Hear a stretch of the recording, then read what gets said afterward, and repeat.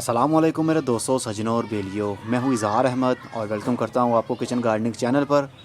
और उम्मीद भी रखता हूँ कि आप सब लोग खैरियत से होंगे, फिट फाट होंगे, अच्छे से कामों में खूब अच्छे से बिजी होंगे। मोतिये का पौधा जिसको जैस्मिन भी बोला जाता है, क्योंकि ये जैस्मिन की फैमिली से है। जैस्मिन फैमिली में बहुत सारे पौधे ऐसे हैं जिसको जैस्मिन के नाम से जानते हैं।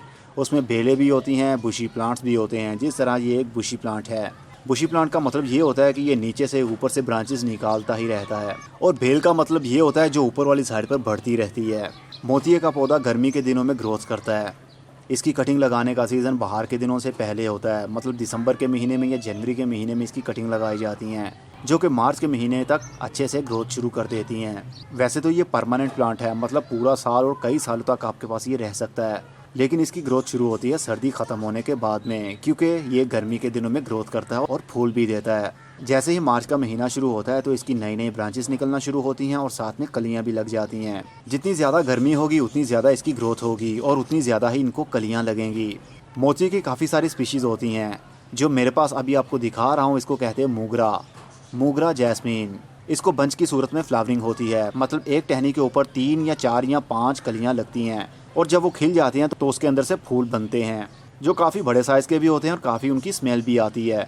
अगर इसको खाद ना भी दी जाए तो भी ये फ्लावरिंग करता है गर्मी के दिनों में, क्योंकि इसकी आदत है जैसे ही गर्मी आएगी इसको फ्लावरिंग होगी।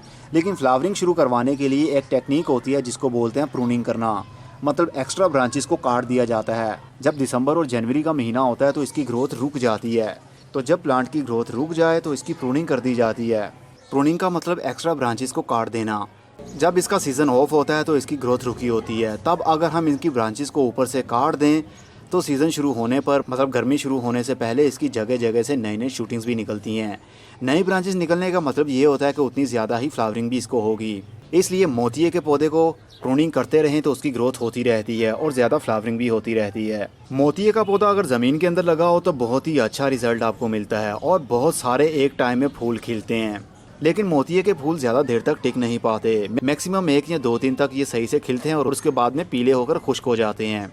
मोती के प्लांट को ज़्यादा ओवर वाशिंग अच्छी नहीं लगती और बहुत कम पानी भी अच्छा नहीं लगता, इसलिए इसको ऑलवेज मॉइस्ट रखना है आपने। मतलब इतना पानी कि मिट्टी हल्की सी मॉइस्ट रहे। अगर गीली मिट्टी रहेगी तो रूट्स गल जाएंगी। और मोतिये के पौधे की नीचे से भी प्रूनिंग करनी चाहिए। जिस तरह इसकी प्रूनिंग नहीं हुई है, इसको हम नीचे वाली ब्रांचेस से पत्ते जो लगे हुए हैं उसको हम हटा देंगे, ताकि सूरज की धूप मिट्टी के ऊपर भी जानी चाहिए, नहीं तो इस तरह फंगस लग जाता है।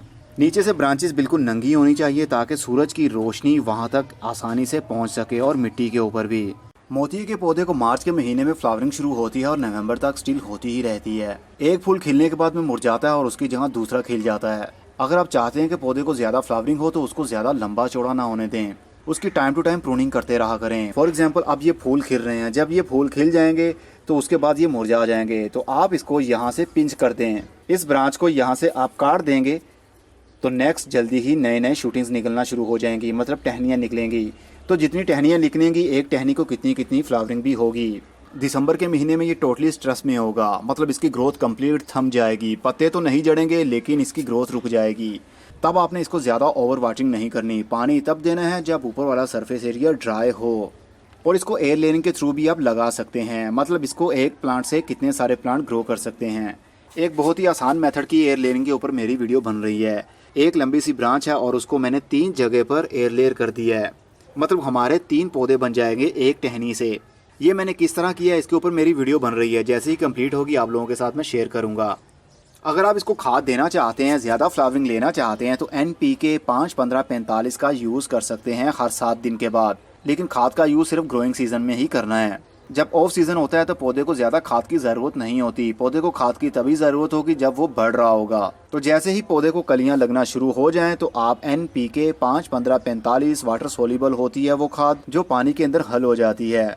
5 लीटर पानी के अंदर 1 चाय का चम्मच डालिए और उसका ही स्प्रे आप कर सकते हैं पौधे के पत्ते और फूलों के ऊपर, और वही पानी आप मिट्टी के अंदर भी हर 7 दिन के बाद ऐड कर सकते हैं। 2 ग्लास या 3 ग्लास पानी डालिए और उसके बाद नॉर्मली जो टैप वाटर होता है उससे गमले को भर सकते हैं। होपफुली आपको मोतिये के प्लांट पर कंप्लीट इन्फॉर्मेशन मिल चुकी होगी। अगर आपका कोई सवाल रह गया हो तो नीचे कमेंट बॉक्स में भी आप पूछ सकते हैं। अब मैं चलता हूँ, खुदा हाफिज, good bye, see you and tata, और अपना बहुत सा ख्याल रखिएगा। और ये पौधा फुल धूप में ज़्यादा अच्छे से ग्रोथ करता है, लेकिन शेडी एरिया में भी इसकी ग्रोथ होती है, लेकिन फ्लावरिंग थोड़ी सी कम होती है। जितनी ज़्यादा धूप होगी इसको उतनी ज़्यादा ही फ्लावरिंग होगी।